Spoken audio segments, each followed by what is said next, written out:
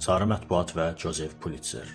Bu gün jurnalistlərə verilən ən ali mükafatlardan birini yaradan Pulitzerlə sarı mətbuat arasında nə kimi əlaqə ola bilər ki? 19-cu əsrə qaydaq. New York. İki media maqnatı Joseph Pulitzer və William Hearst qəzet satışlarını artırmaq üçün yarışa girmişdilər. Daha çox qəzet satmaq üçün bütün yolları əl atırdılar. Saxta xəbərlərdən tutmuş, sensasiyalı, şişirdilmiş başlıqlara qədər. Qalmaqallı xəbərlərlə qəzet tirajları artırdı. Hearst Pulitzerin öndə olduğunu görüb düşündü ki, o daha çoxunu eləyə bilər. O Pulitzerin ən yaxşı işçilərini öz yanına çəkməyə başladı. 3-ünü, 5-ini, 10-unu. Amma ən böyük zərbəni bir komiks müəllifi ilə vurdu. Richard Outcault. Outcault da Hearstə keçdi. Onun sarı köynəkli, ayaqyalın küçə uşağı personajı qəribə şəkildə qəzet satışlarını artırırdı. Outcault Hearstə keçsə də, sarı uşağın müəlliflik hüququ Pulitzerdə qaldı. Nəticə nə oldu? Hər iki qəzet eyni anda eyni personajı nəşr eləməyə başladı. Həqiqət demək olar ki, yox idi. Etika yox idi.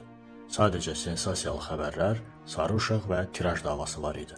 Məhz bu sarı uşaq qeyri-etik, sensasiyalı, qalmaqallı mətbuata sarı mətbuat adını verdi.